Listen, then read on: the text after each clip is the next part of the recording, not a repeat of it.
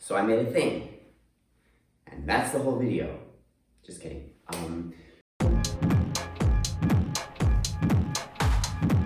So I made this little harness thing a couple weeks ago. I wasn't planning to make a video about this, but then I posted it on Instagram and people seemed to be pretty interested. So I'm making a few more of these for my online store, and I thought I would take you along with me on that process. I was at the thrift store a couple weeks ago. That's where all of my stories start. And I found a pair of, obviously not these ones because I'm wearing them now, but I found a pair of these like football compression padded pants. And I wasn't sure what I was going to do with them, but I just thought the detailing on them was really cool. I was kind of inspired by Friskly Good on Instagram. I came across her stuff with Wendy did one of the like shoe corsets that she made. She does a lot of upcycled corsets and bodysuits now that are made from shoes. And what I really like about those designs is that she's capitalizing on all of the really beautiful detail that comes with athletic wear. So even though her process of taking things apart and putting them back together is relatively simple, the finished product looks incredibly ornate and detailed given sort of the source material, right?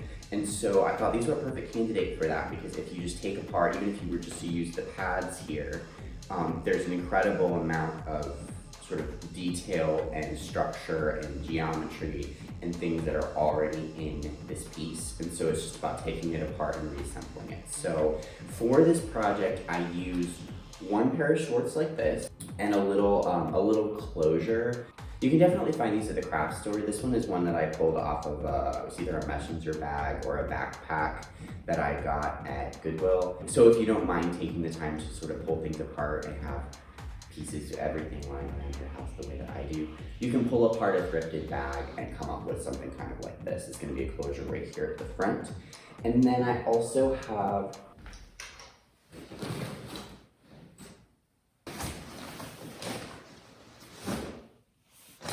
Two hours later.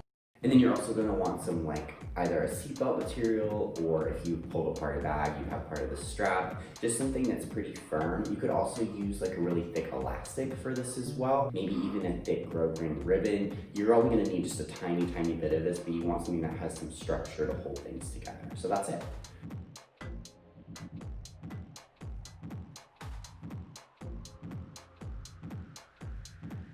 And that's all you need. So let's get started. The first step, as usual, is to rip everything apart. So we're gonna do some seam ripping and cutting on these pants. We gotta break it down before we build it back up. First, I rip these little seams where the pads are attached to the waistband. Then I roughly cut around the pads on the outside of this serged line. Y'all, I'm so disorganized. I feel like every project that I do, I spend like 5 minutes working, and then I spend like another half hour looking for whatever I'm looking for. Right now, it's my fabric scissors. Oh, I need to get it together. Then I roughly cut around the pads on the outside of this serged line. I'll go back in with more precise cuts later, but for right now, we just want to separate all the pieces.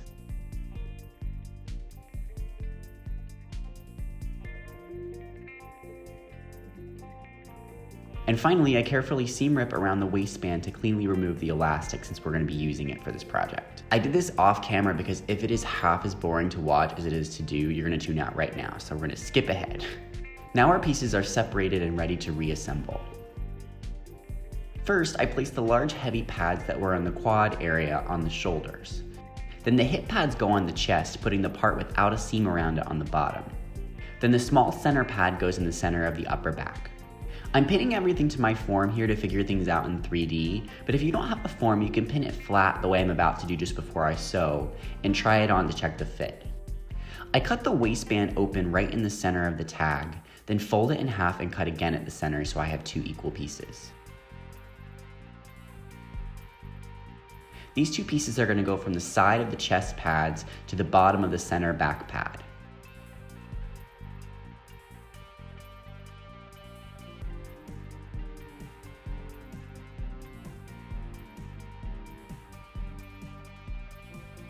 For my size, I had enough extra to cut off about 2 inches on each side to use on the front.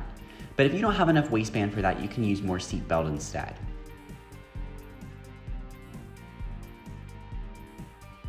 So as you're pinning this together, just be sure that however much excess you leave in the back goes all the way past this serged line right here. We're actually gonna sew right along that line on both edges to secure it in place and then cut off this excess fabric.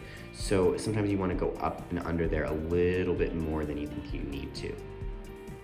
I'm using the seat belt just to connect the shoulder pads to the back center pad. I estimate how much I need, cut 2 pieces at that length, and then run the edges over a candle to heat seal the edges. Which I am demonstrating rather poorly here since holding the camera while playing with fire isn't really my strong suit.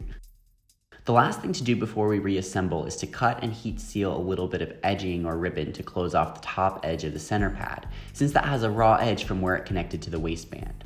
I sandwich it around that raw edge and sew right along the edge.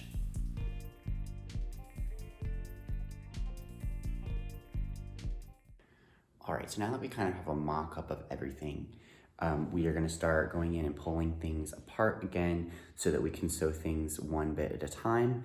I started from the center back and first connected the elastic pieces. It can be a little tough to get these symmetrical and on the right angle, but laying it flat definitely helps. For all of the seams, I'm going to sew first along the outside edge of the serged seam line, then go back and sew again along the inside edge. Doing 2 seams makes it more secure, and sewing along the existing seam hides a lot of mistakes. I switched to a zipper foot at this point to be able to sew really close to the raised pads. It occurred to me toward the end that you could use a zigzag stitch here instead and only do 1 seam. Maybe I'll try that out next time. I repeat this process to attach the seat belt pieces, then the shoulder pads. Then I move to the chest pads and attach the front closure and the upper straps made from the leftover elastic. Whenever there weren't clear landmarks for symmetry, I used my measuring tape to help me out. All the pieces start to come together when I attach the shoulder pads to the upper straps.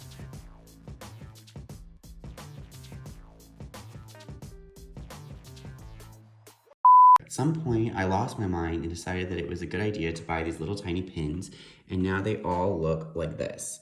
I guess I work mostly with leather and denim and really heavy fabrics, but oh my god, these pins suck.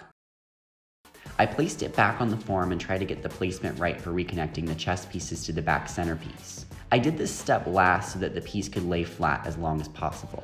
After sewing this piece in place, I felt like the back pieces were too wing-like in the way they stood out, so I ended up adding additional seat belt pieces to rein them in a bit.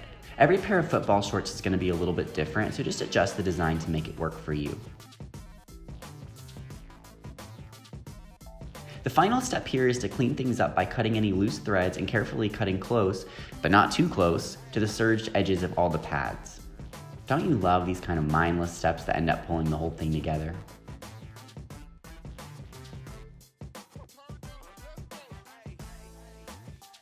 All right, y'all, I just finished up this project. I think it looks great. I'm about to go and shoot the little after footage thing.